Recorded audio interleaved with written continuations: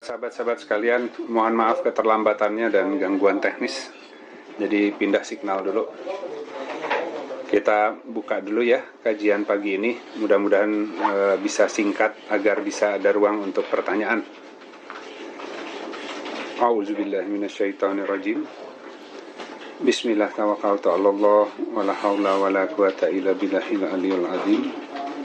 Allahumma sholli ala Sayyidina Muhammad wa ala ali Sayyidina Muhammad kama shollaita ala Sayyidina Ibrahim wa ala ali Sayyidina Ibrahim fil alamina innaka hamidun majid.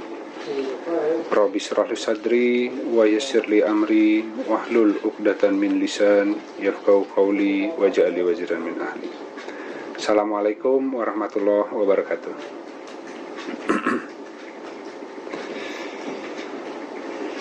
Baik, sahabat-sahabat, insya Allah hari ini judulnya tadi udah dikirim tentang instrumen apa tadi, Indra? Saya langsung share screen aja ya. Saya izin share screen ya. Mudah-mudahan kelihatan.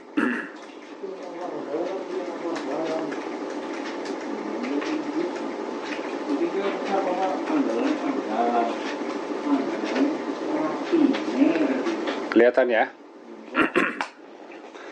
Ya, alhamdulillah. Hari ini kajian Rabu, tanggal 26 Agustus tahun 2020. Judulnya, insya Allah kita akan bahas tentang instrumentasi sihir modern gitu. Ini terpicu dari pertanyaan Mbak Lin ya. Jadi sebenarnya kalau ada pertanyaan di grup itu akan membantu saya gitu untuk bisa mengkaji hal-hal yang kira-kira perlu kita kaji lah begitu. Jadi Mbak Lin bertanya tentang mana salwa sebenarnya gitu. Kemudian ada Mbak Rina ya bertanya tentang asuransi gitu. Asuransi, tapi asuransinya yang sifatnya link gitu. Jadi yang sifatnya link itu ya antara asuransi dan investasi digabung. Ya, uangnya disimpan, kalau seandainya dalam sekian waktu tidak ada klaim, uangnya nggak hangus gitu. Jadi uangnya nanti dikembalikan dalam jumlah yang lebih besar. Saya pribadi nggak terlalu paham produk ya. Jadi kita ambil kaidah umumnya saja.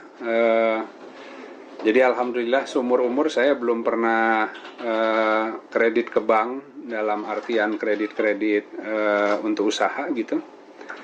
Dan juga belum pernah ikutan asuransi gitu. Ya mungkin karena lebih banyak kebutuhan yang mendesak ketimbang uang sisa yang kemudian bisa dipakai untuk instrumen investasi ataupun asuransi yang ada gitu. Nah, jadi kita coba lihat ya dari skema yang ada di sini. Ini kita ingin belajar sedikit terkait dengan Quran Surat Al-Baqarah ya. Quran Surat 2 ayat 49 sampai 60. Nanti sahabat-sahabat bisa baca kisahnya, ada 2 surat yang jadi referensi hari ini. Nah, mudah-mudahan dari penjelasan hari ini membaca surat-surat ayat-ayat yang ada di surat tersebut bisa jadi lebih mudah memahaminya gitu. Jadi yang pertama itu surat Al-Baqarah 49 sampai 60 itu terkait rincian nikmat yang Allah berikan kepada Bani Israel ketika Allah mengutus Nabi Musa untuk membebaskan mereka dari Fir'aun. Dan yang kedua adalah Quran Surat 7 Al-A'raf ayat 103 sampai 171. Itu terkait kisah Nabi Musa sama, tapi ada pendetailan di sana gitu. Nah, jadi kita coba lihat dulu struktur ayat yang Al-Baqarah 49 sampai 60. Saya langsung ambil beberapa poin saja ya. Jadi kisahnya itu bermulai dari siksaan Fir'aun kepada Bani Israel ya, yang dimana anak-anak laki-laki dibunuh dan anak-anak perempuan dibiarkan tetap hidup gitu kan ya. Jadi itu bicara tentang Hawa sebenarnya gitu. Jadi kalau manusia itu ada ada aspek hawa, ada aspek agama gitu, ada aspek akal. Nah, itu perpaduan yang memang harus ada di dalam diri manusia. Ketika hanya diberikan akal tapi tidak diberikan hawa gitu ya, manusia cenderung tidak punya keinginan sehingga tidak bisa bergerak maju gitu. Ya ketika Allah memberikan banyak kesempatan untuk beramal, manusianya jadi nggak punya keinginan apapun, ya nggak bisa bergerak kemana-mana. Tapi ketika Allah berikan keinginan, Hawa tadi ya, Hawa itu bisa diajak bergerak baik, bisa juga bergerak buruk dia begitu. Nah tapi kalau anak laki-lakinya dibunuh, yang sisa ya Hawanya aja yang menguasai, maksudnya begitu. Nah jadi kita hari ini hidup di dalam sebuah sistem modern, saya sebut di gambar itu Fir'aun modern itu sistem developer ya. Kita hidup di dalam sebuah dunia yang memang sistemnya hari ini ya beginilah gitu. Tentu atas izin Allah gitu, untuk menguji kita. Dan sesuai janji Allah, barang siapa yang bertakwa pada Allah dan menempuh jalan kehidupan di dunia sesuai dengan rambu-rambu dan petunjuk Allah, tentu tidak akan kekurangan apapun gitu. Tapi kalau tidak, maka dia akan kesusah payahan dan kesulitan selama di dunia gitu. Nah, asumsinya kita hari ini semua dalam kesulitan karena kita hidup di dalam sistem dan hukum yang berlaku gitu ya secara umum. Tapi Allah juga punya sistem yang berlaku khusus bagi orang-orang yang beriman gitu. Nah yang jadi persoalan, kita sudah hijrah hati tapi kita masih tercampur aduk amalnya, sehingga si amal soleh dan takwanya itu belum banyak membuahkan hasil yang bisa sampai mewujud secara sempurna di bumi gitu. Nah kemudian kisah pembebasan itu adalah pembelahan laut ya, ketika Nabi Musa kemudian membawa Bani Israel pergi. Itu ada peristiwa membelah Laut Merah gitu. Itu disebut hari-hari Furqan, hari di mana mereka menempuh satu jalan yang khusus gitu. Torik disebutnya gitu ya. Jadi jalan yang kering di tengah lautan. Bayangkan kalau di dunia itu kita ada di dalam lautan gitu. Sehingga hatinya ikut terbasahkan oleh dunia. Nah, tapi dalam kisah itu diberikan hikmah bahwa manusia memang harus menempuh dunia, tapi harus membelah jalan yang kering di tengah lautan gitu. Ya, agama itu, syariat itu kapal. Jadi ketika orang memahami syariat, dia bisa mengarungi dunia tanpa terbasahi oleh si pengaruh-pengaruhnya yang buruk lah begitu ya. Nah, kemudian ketika hari-hari itu hadir gitu, itu hari yang penuh ketakutan, sedang dikejar-kejar gitu. Jadi ini kita kaitkan dengan kisah hidup masing-masing. Ketika sebelumnya kita itu mungkin sekarang lebih banyak konflik batin ya, yang setelah ngaji gitu. Kenapa? Karena sebelum ngaji mulai belajar untuk mengenali kebenaran, yang merajalela di dalam diri si hawa nafsunya gitu.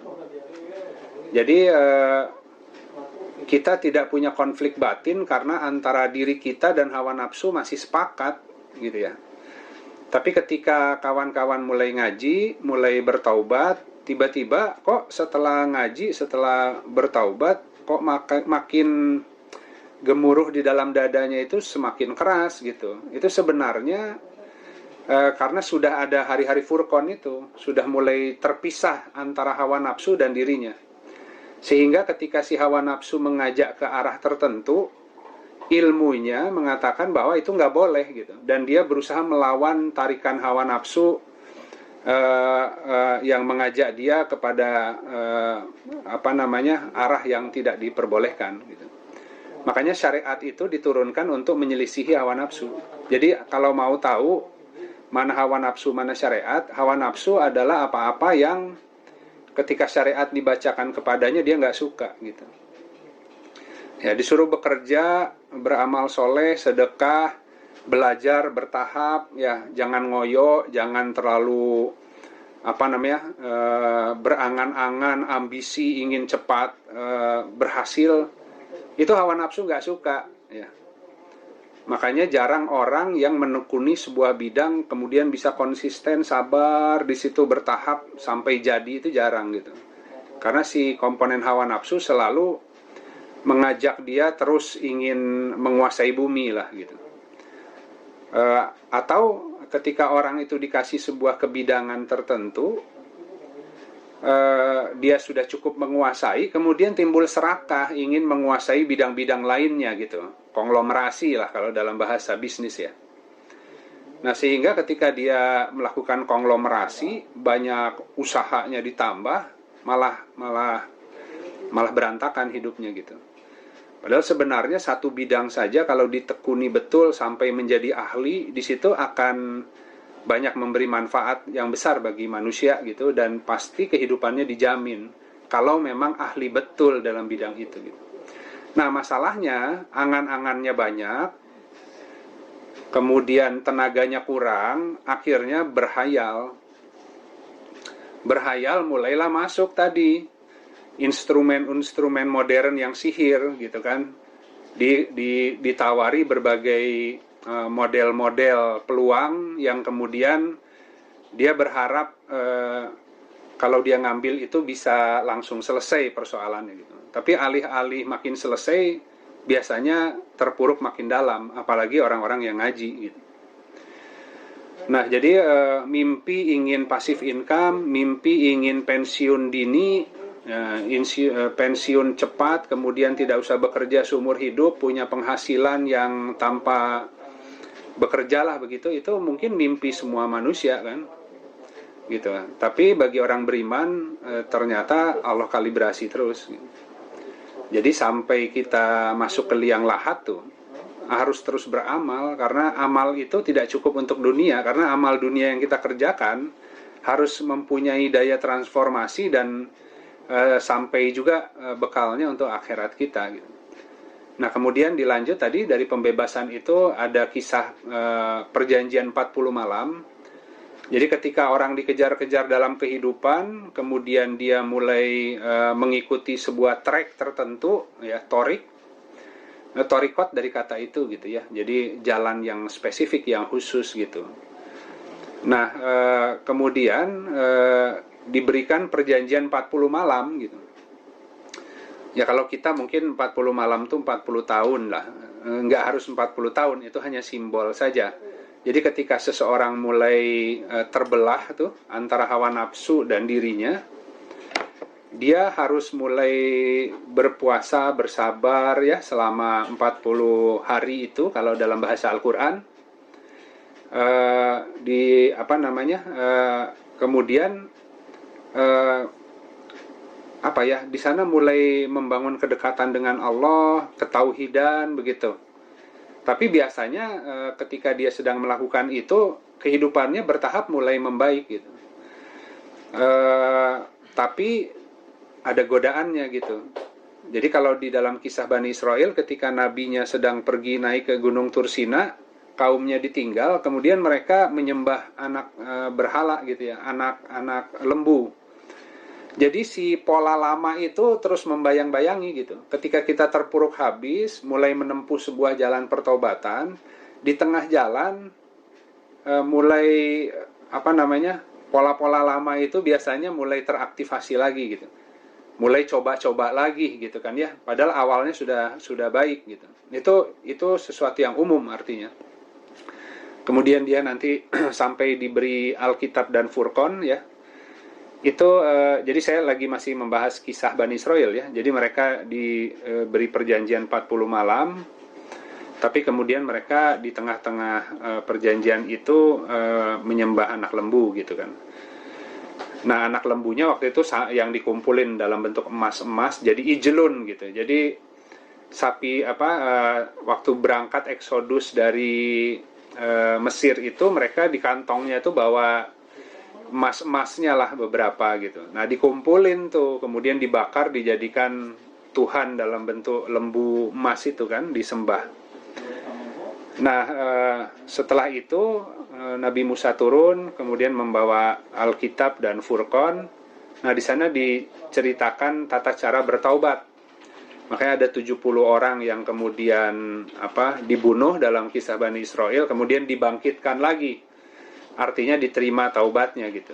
Nah, jadi ketika Nabi Musa membawa lauh itu kemudian isinya petunjuk tentang bertobat dan cara untuk menyelisihi hawa nafsu. Jadi membunuh diri itu dalam bahasa Al-Quran tuh menyelisihi hawa nafsu maksudnya. Ya, membunuh diri sendiri, membunuh aspek-aspek yang tidak baik di dalam diri sendiri gitu. Nah, kemudian di sana mereka ingin melihat Allah disambar petir tuh. Ya, jadi mereka belum beriman kecuali dikasih mukjizat lah kira-kira gitu. Ingin langsung melihat Tuhan. Kalau tidak melihat Tuhan langsung, mereka tidak mau beriman. Mana buktinya Allah ada gitu kan? Itu umum di dalam orang-orang yang awal menempuh jalan pertaubatan, masih membutuhkan bukti-bukti yang dahsyat gitu agar dia beriman. Tapi kemudian di sana mereka disambar petir gitu ya, kemudian dimatikan, kemudian dibangkitkan lagi. Baru dari sana segmen berikutnya gitu. Nah, di sana ada diberikan naungan awan dan diturunkan mana salwa. Nah, ini saya sebenarnya cuma mau jelasin pertanyaan Mbak Lin aja gitu, tapi teman-teman harus baca Al-Qur'annya nanti supaya tahu referensinya gitu kan ya. Nah, setelah diturunkan mana salwa, kemudian diperintahkan untuk masuk ke rumah yang suci, Baitul Maqdis gitu, sambil bersujud. Nah, di sana banyak-banyak mohon ampun dan kemudian berbuat baik gitu. Nah, tapi setelah itu ada yang mengganti perintah lagi, ada yang kemudian mentaati perjanjian gitu. Nah, kisah selanjutnya adalah disuruh memukul batu itu, ya karena membutuhkan air. Maka Nabi Musa memukulkan batu, keluarlah mata air tempat mereka minum. Ya. Nah, jadi kisahnya itu mereka diberikan naungan awan, mana salwa, kemudian ada mata air yang ketika batu dipukul keluar. Ya. Tapi setelah semua itu mereka peroleh, akhirnya mereka tidak sabar juga, ya. Tapi ingin turun ke kotanya manusia untuk memperluas sayap lah gitu, yang tadi konglomerasi gitu. Nah, masih jelas ya Andra ya sejauh ini? Oke. Nah, kemudian saya masuk slide 2 kelihatan ya. Nah, di slide 2 itu tadi kita bicara ada mana, ada salwa, ada tongkat, ada tangan kanan yang diberi cahaya. Kan itu ada ya di kisah Nabi Musa itu. Jadi di Quran surat Al-A'raf, Quran surat 7 ayat 160, A'udzubillahi minasyaitonirrajim. Bismillahirrahmanirrahim. Dan kami membagi mereka menjadi 12 suku yang masing-masing berjumlah besar. Dan kami wahyukan kepada Musa ketika kaumnya meminta air kepadanya, pukullah batu itu dengan tongkatmu, maka memancarlah dari batu itu 12 mata air. Setiap suku telah mengetahui tempat minumnya masing-masing. Dan kami naungi mereka dengan awan. Dan kami turunkan kepada mereka mana dan salwa gitu kan ya. Kemudian kami berfirman, makanlah yang baik-baik dari rizki yang telah kami berikan kepadamu. Mereka tidak menzolimi kami, tetapi merekalah yang selalu menzolimi dirinya sendiri. Shadaqallahul azim. Nah, jadi kalau kita lihat tadi ada 12 suku, ya kalau nanti harus baca juga sejarahnya Bani Israel itu siapa saja. Ada yang raja-raja, ada yang ulama-ulama, ada yang pedagang barangkali gitu ya. Jadi maksudnya setiap suku, setiap jenis mata pencarian lah gitu ya, kalau kita turunkan ke level muamalah, itu sudah ada tempat mata air untuk memperoleh rezeki. Para petani ada, para pedagang ada gitu ya. Kemudian juga yang punya profesi, macam-macam bentuk profesi, masing-masing ada mata airnya gitu. Jadi ada sumber rezekinya gitu untuk setiap profesi itu. Ya kalau sekarang kan campur aduk ya. Jadi pemerintah ya bisnis, jadi pebisnis ya politik ya. Semuanya itu campur aduk. Harusnya ngurusin umat, ulama, tapi ulama juga akhirnya berpolitik. Ya campur aduk lah semuanya gitu. Jadi sudah tidak lagi puas dengan satu jenis makanan gitu, satu jenis mata air. Kalau ulama ya ulama aja gitu, membentuk dirinya menjadi orang yang punya pengetahuan sehingga bisa memberi manfaat banyak kepada orang. Dari mana sumber rizkinya? Ya jalur ulama itu biasanya ada sendiri alokasi warna rizkinya dari mana gitu.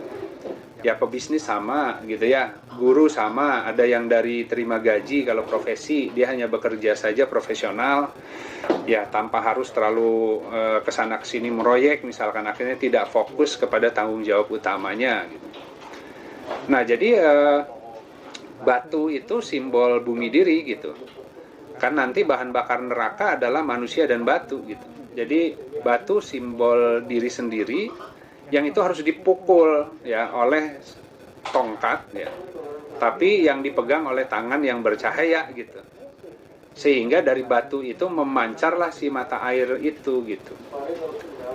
Nah di sini ada Manasalwa ya. Ya kalau di Manasalwa kita lihat di sini kan, setelah naungan awan kami turunkan dari langit mana dan salwa gitu. Gitu. Jadi sebenarnya sebelum orang itu bisa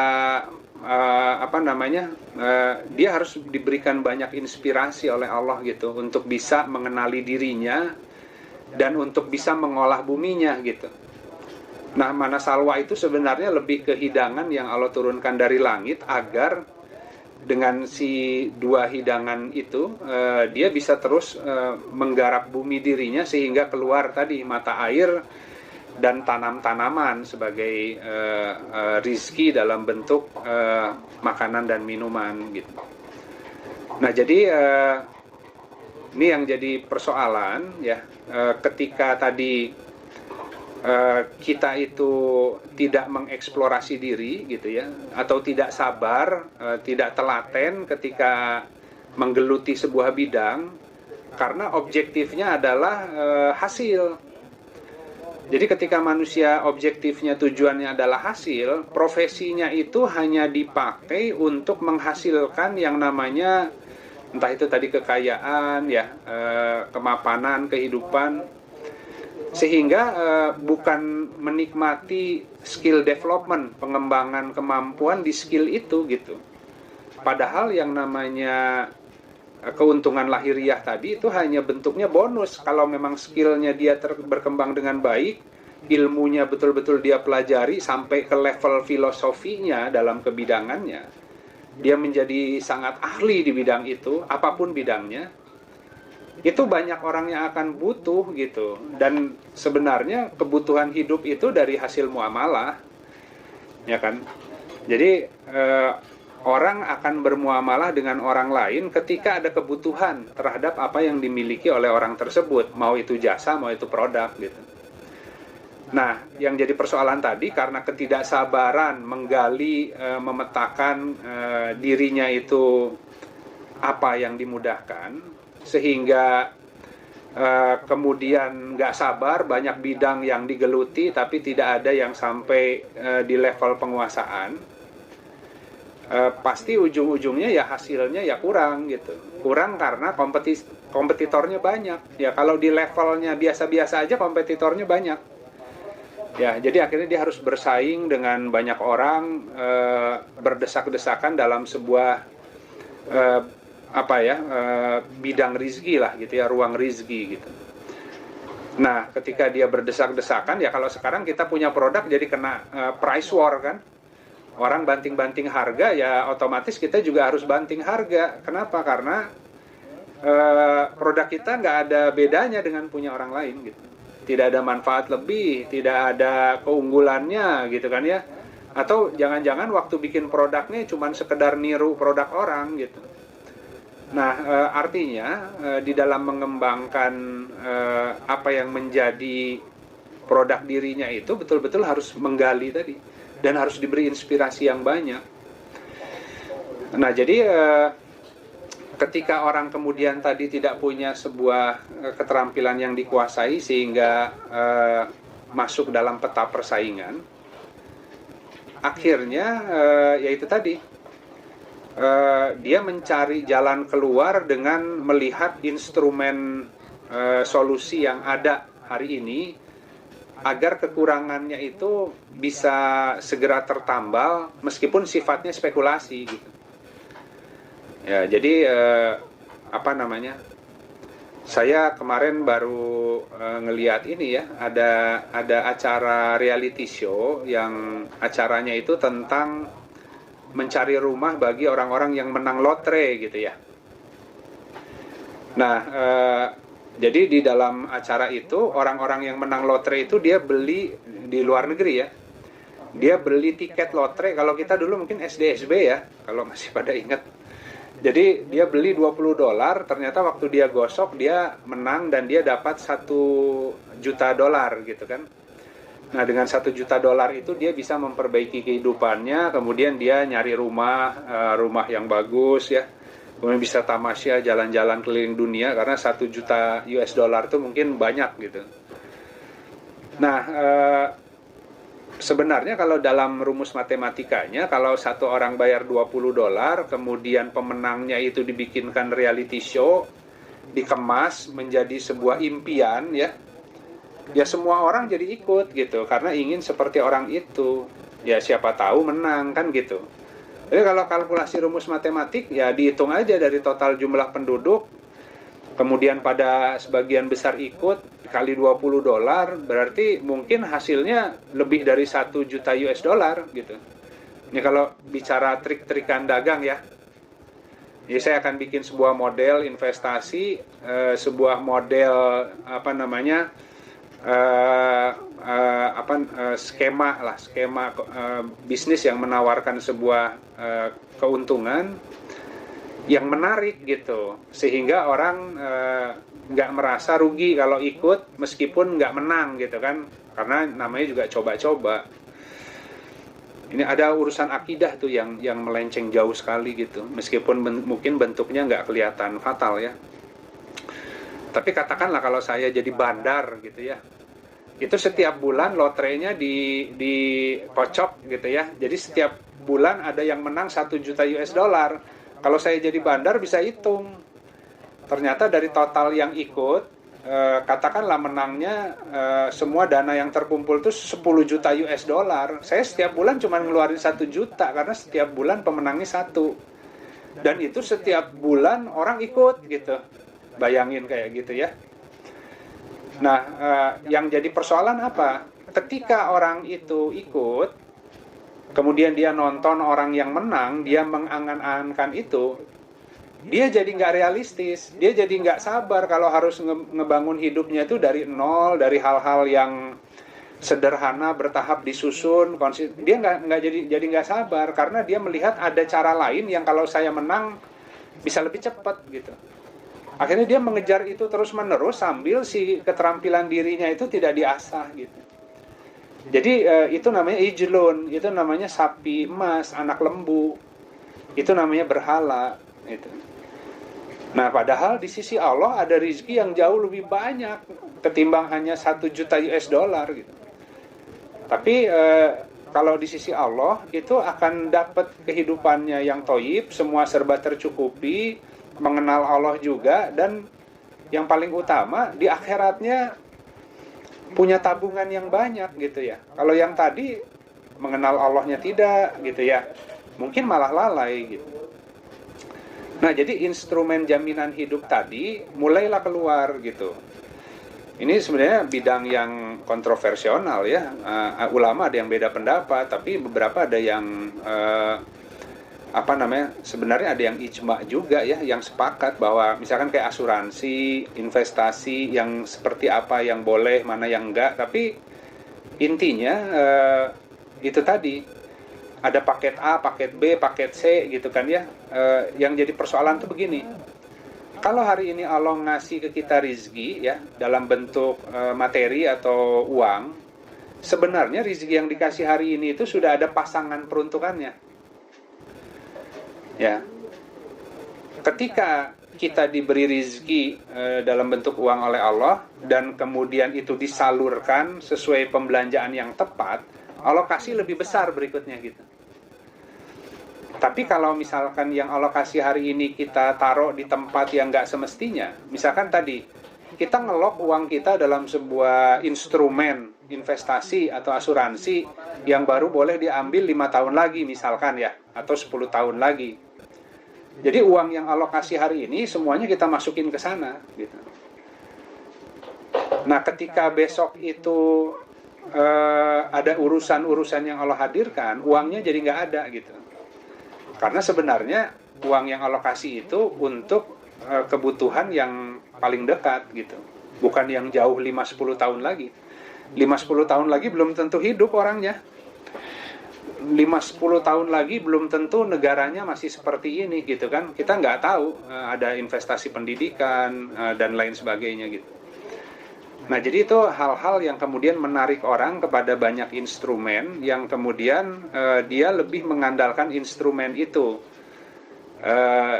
Misalkan juga contoh ya, ada kasus di mana ketika seseorang itu mengandalkan bahwa berasumsi bahwa kalau seandainya dia itu banyak pergaulannya, banyak relasinya, rezekinya akan lancar gitu. Ini tipis dengan silaturahmi ya, tapi networking lah gitu. Jadi di Jakarta itu saya pernah punya beberapa kenalan yang pola hidupnya itu setiap dia menerima penghasilan bulanan, itu sebagian besar penghasilannya dihabiskan untuk networking gitu. Sehingga sampai untuk makan pun harus ngutang gitu. Nah, di dalam benaknya dia menganggap bahwa kalau seandainya dia punya penghasilan dari bekerja, itu dipakai untuk ikut klub macam-macam, dia punya network banyak, nanti akan banyak rezekinya karena mungkin akan ada kenalan, kemudian bisnis bersama, ada investornya begitu. Dan kehidupannya tidak terjadi seperti itu gitu. Jadi setiap hari kekurangan untuk bayar kuliah anaknya, kekurangan untuk makannya dan lain sebagainya, hutangnya bertumpuk, kredit card sudah double-double, tapi sosialitanya jalan terus kehidupannya gitu. Karena punya asumsi bahwa rezeki itu ditentukan oleh networking gitu. Itu contoh misalkan ya. Itu ada hal seperti itu. Sehingga padahal kan harusnya dia dari penghasilan yang ada, dia bekerja semakin baik di perusahaannya, mungkin dia akan terus kepake, akan dinaikkan jabatannya begitu ya. Jadi ketika orang itu tidak mengembangkan dirinya dengan benar gitu ya, karena mengikuti pola umum masyarakat yang lebih banyak spekulasi, akhirnya dia mudah diiming-imingi oleh instrumen jaminan hidup, paket A, B, C dan lain sebagainya. Tak terbatas itu bentuknya dan akan selalu ada. Akan selalu datang lagi yang baru. Kalau zaman dulu mah, ya contoh, kalau saya nih mau bikin proyek, saya gambar peta harta karun, ya kemudian kertasnya saya lecekin, kemudian saya datang ke mungkin Pondok Indah ke salah satu rumah yang kosong, yang angker, kemudian saya mulai menyebarkan desas-desus mengatakan ke orang-orang sekitar, itu ada rumah angker itu sebenarnya di bawahnya ada harta karun karena saya punya petanya, saya bilang gitu. Itu zaman dulu udah begitu tuh.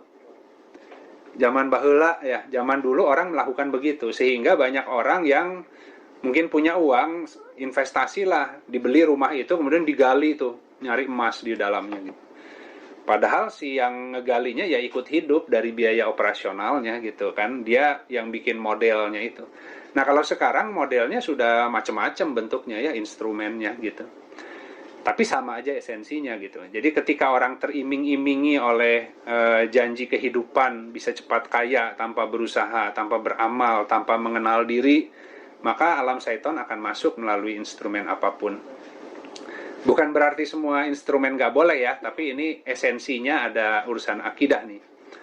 Nah jadi sementara kalau kita menggeluti kebidangan kita sambil bekerja, beramal soleh, bertawakal, yang itu nggak mudah ya, kita akan banyak menemukan obat, Makanya kesusah payahan di dalam mencari kehidupan menuntut kita untuk bersabar, tawakal, untuk punya semangat yang tidak mudah menyerah, bergantung pada Allah, merasa diri fakir, mohon lagi ke Allah. Itu tuh resep hidup thayyib itu akan dihiasi dengan ketergantungan kepada Allah yang tinggi gitu.